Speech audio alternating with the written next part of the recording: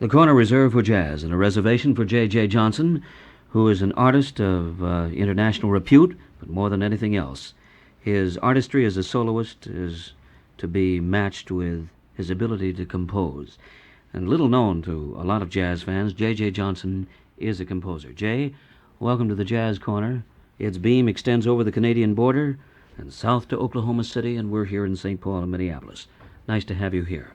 Certainly it's nice to be here in Minneapolis and St. Paul, shall I say. We're both places at the same time, really, right? Actually, you and I are sitting on the borderline of the Twin Cities right now. That's great. This is very... In two cities at once. That's right, with no immigration officials to bother us.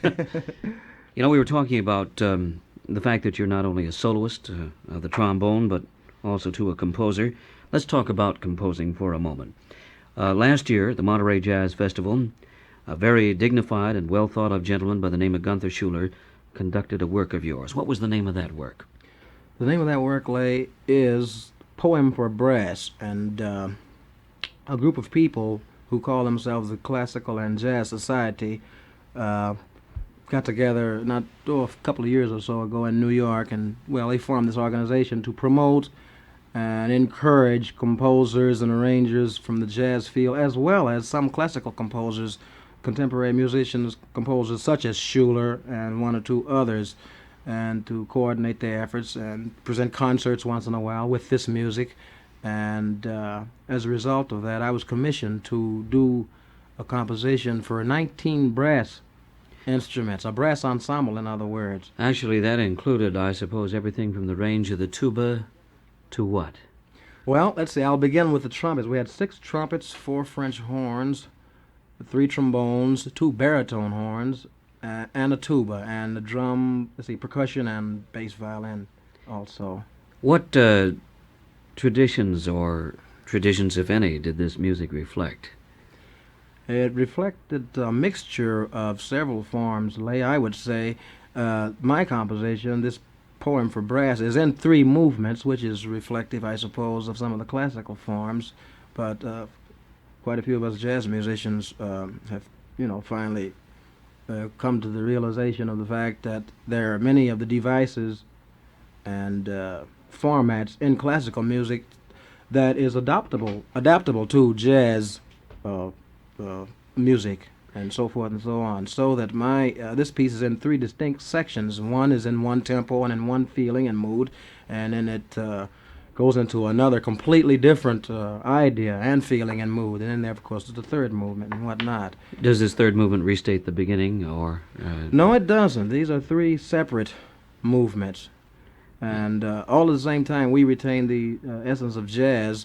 For one thing, there's improvisation in these. On the recorded version of this piece, Miles Davis plays a solo in the first movement.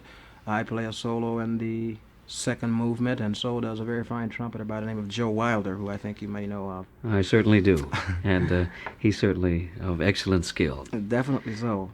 Well, this certainly sounds like an interesting experiment. I might ask you one thing, J.J. How can you, in your own estimation, relate classics to jazz and jazz to classics? What elements can you borrow and exchange legitimately? Almost anything? Or... Well, let's see now. Or can you? That's an interesting point that you pose there, Leigh. Other than some of the forms and harmonic devices and melodic material even, which means actually there's quite a bit that we can draw on from the classical literature, and we do draw on it quite often. And I'll give you a very good example, and I think that persons with a very keen ear and persons who observe closely might bear me out on the fact that Gil Evans, who is one of the most skilled and brilliant arrangers of all time, in my estimation, and Gil is primarily a jazz arranger. His orientation and background is in jazz music.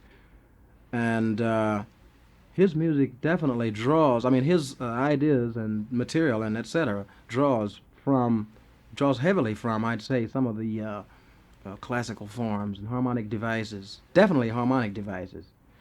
And does so in a legitimate way. In a legitimate way. It's all clean cut. It's nothing peculiar about it, as far as I'm concerned. And it comes off.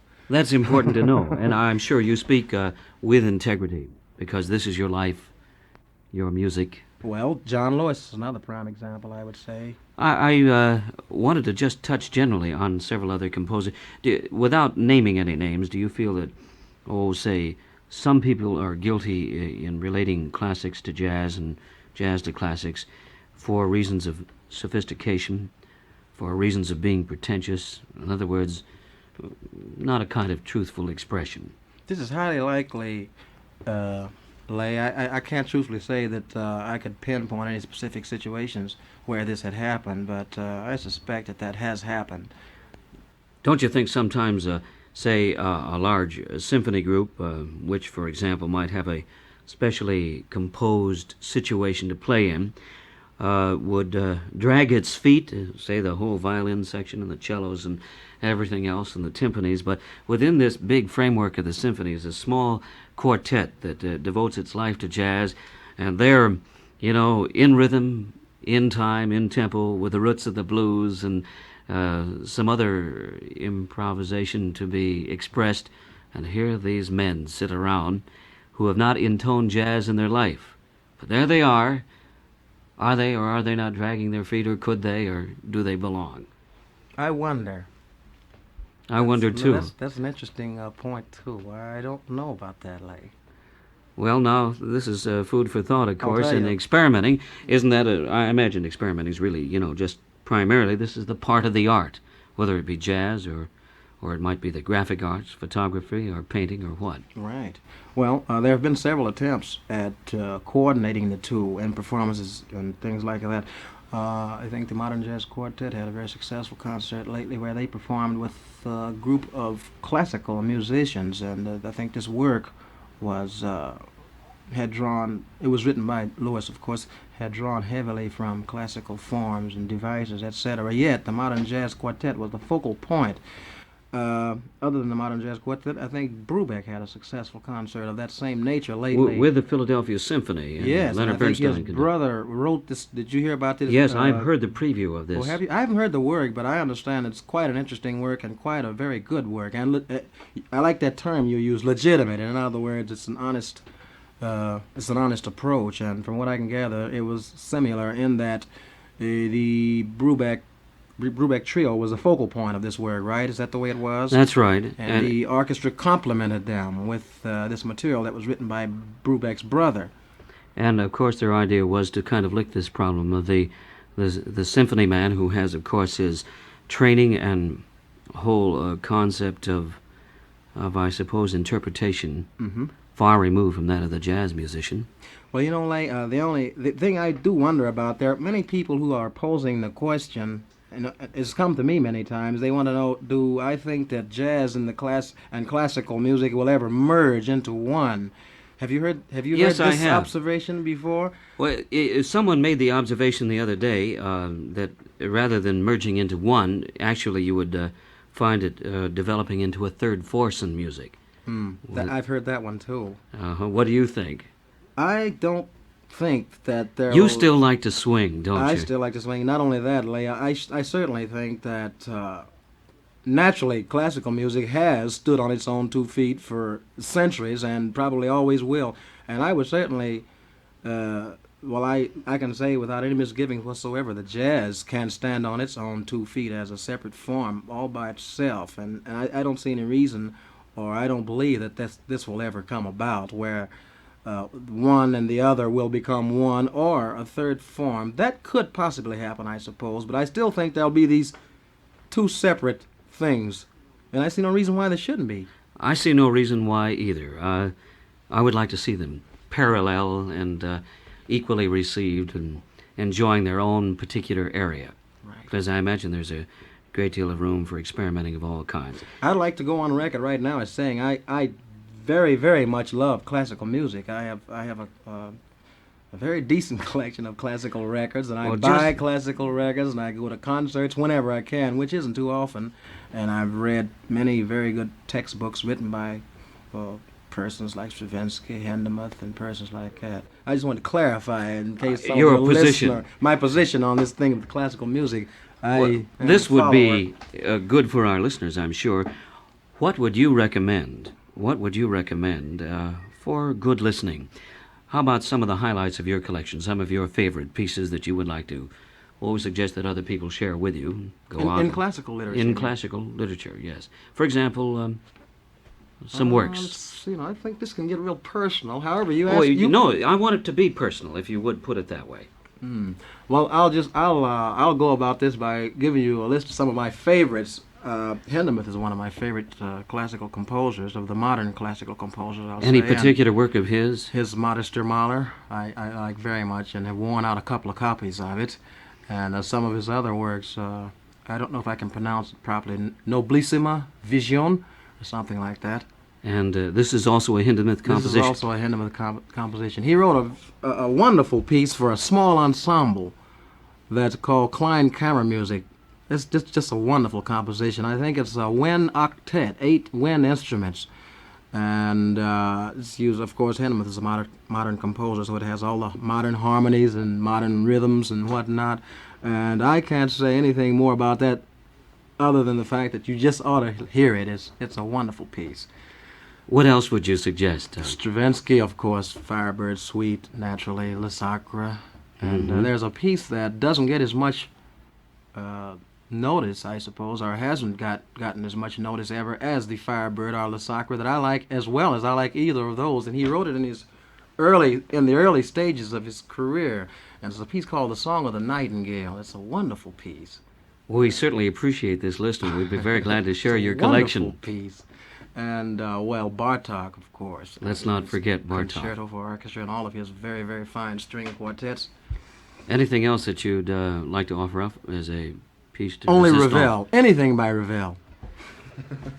J.J. Johnson, thank you very much for listing for us some of the prime selections from your collection, and I'm sure our listeners will share the selections as well. It was a pleasure kicking it around with you, Leigh. Well, before we wrap this up, I'm going to give you some key words and get your fast reactions to them, if you don't mind. First thing I might mention, what do you say if I mention jazz festivals? Newport, for example. What do you say?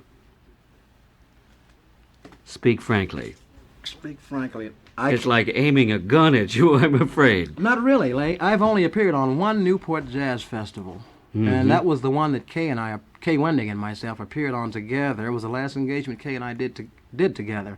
That was in 1956. Now, I haven't been on any of the other ones because, well, listen, you started this. I'm going to go right straight through with it. A through Z. Mr. George Wein, who is the wheel in this Newport Jazz Festival thing, and myself have been fighting kind of a little battle. He wants me to come on as a single, and I refuse to appear without my group. That's why I haven't been on any other Newport Jazz Festivals.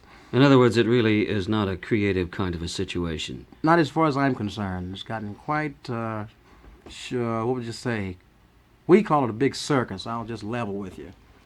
All right, we mentioned circuses and we mentioned festivals all in one breath. And, of course, this does not go for all festivals. Monterey, by contrast, means what to you? Monterey Jazz Festival, Monterey, California. What was your reaction to that?